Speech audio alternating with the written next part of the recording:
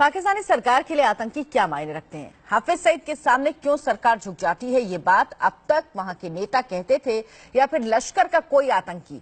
लेकिन एक इंटरव्यू में पाकिस्तान के प्रधानमंत्री ने कहा कि आतंकी हाफिज सईद तो हमारे साहब हैं।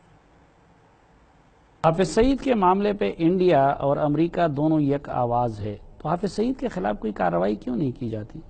पाकिस्तान में कोई केस हाफिज सईद साहब के खिलाफ नहीं है।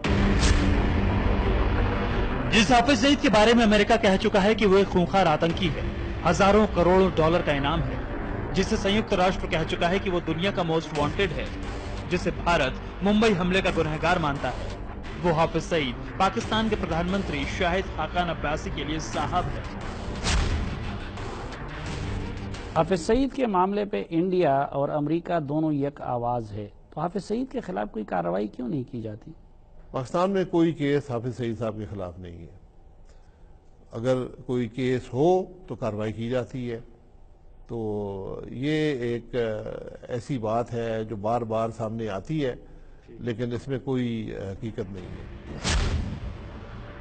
जिस देश के पीएम के लिए एक आतंकी साहब है, उसके खिलाफ कैसी कार्रवाई, कैसा केस और उसे कैसी सजा?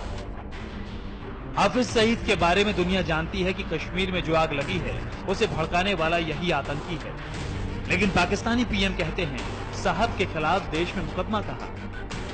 इन दिनों हाफिज सईद सियासत में एंट्री चाहता है, लेकिन हाफिज सईद की पार्टी को चुनाव आयोग भी पसंद नहीं करता, इसलिए ना तो उसके पास अब कोई चुनाव चिन्ह है और ना ही पार्टी का कोई रजिस्ट्रेशन। लेकिन पाकिस्तान की सरकार कठपुतली है हाफिज सईद जैसे आतंकियों की, लिहाजा चाहती है कि उसे भी मान्यता मिले। फिर आपकी हुकूमत ने हाफिज सईद साहब की जमात की मेन स्ट्रीमिंग का उसकी क्यों मुखालफत की? जी, इलेक्शन कमीशन में जो जमात भी जाती है तो इलेक्शन कमीशन के कुछ मेयार हैं, वो उनको देखती है और उसके मुताबिक फैसला करती है। हाफिज सईद जैसे आतंकी ही पाकिस्तान की कमजोर जमहूरियत का मुकद्दर है। यहाँ राजनीति से लेकर राजनेता तक और समर्थन से लेकर विरोध तक सब आतंक के मोहरे हैं। इसलिए पाकिस्तान के पीएम को खुले तौर पर कहना पड़ता है, दुनिया का आतंकी हमारे लिए साहब है।